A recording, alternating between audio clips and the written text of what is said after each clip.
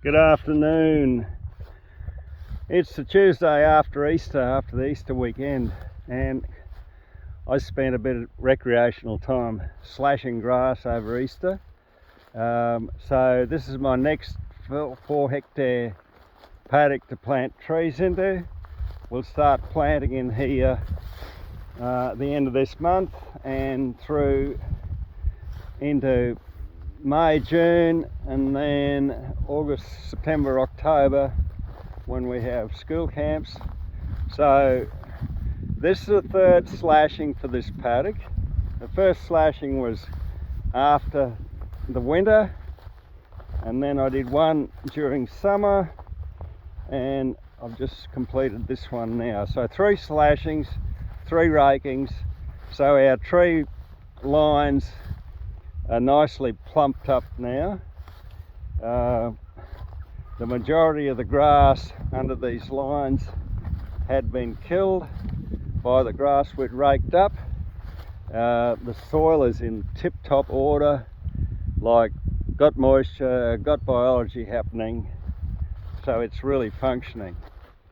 But yeah, a simple process of no soil preparation, just slashing and raking and leaving these lines of mulch to plant the trees into.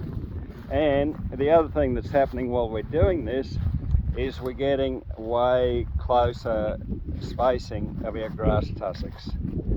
So instead of the cow, we've got the coyote tractor doing the job, and instead of at this time of year, you know, end of the growing season, autumn, early winter, instead of doing an indigenous cool burn with a match or a fire stick, we're doing a cool burn with the tractor and slasher.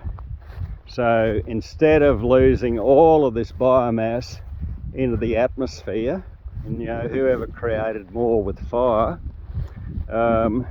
instead of losing it all into the atmosphere, we're laying all of this material back on the ground, and we're concentrating it into these tree lines, because these soils, most of the soils on this farm are heavy black soils, which in the ancient past would have been formed in a wetland. So when there are just a paddock full of grass like this with a few cows grazing it, or we're cropping it or something, and this country has been cropped, it never gets enough organic matter. And you'll get a look here at what's going on in these mulch lines. This is under the mulch here. Look at that. Look, that's black earth, and the breakdown's magic. Like this is really functioning, this stuff.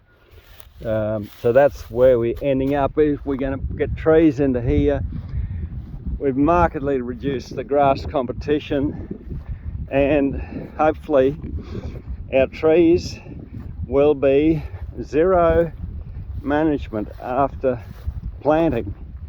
And I'll continue to slash in paddocks like this, and we've got lots of options. We can rake that slash stuff onto the edge of the tree beds, so to keep feeding the trees, or we can bale it up, make hay, or we can rake it up into the center here, and make another line, and maybe chuck watermelons or pumpkins or some sort of vegetables into there. Yeah, some sort of a crop, cash crop. So that's just an update. So three slashings, 3 rakings since the end of last winter. So in what's that, probably a 9-month period or something, we've done 3 by 3, and this is all ready to plant trees into now. No inputs except when we plant our trees. We'll be putting some E9 activator down the bottom of the holes, and probably make up some biochar, some charcoal that's charged with fertility, to go under the trees, under the tube stock, so they've got something to grow down to. So they send their roots down towards the moisture instead of bringing their roots up to the top to feast off the moisture on the top. A lot more resilient trees, better growth rates. So that's it, quick update. Nice paddock, ready to go.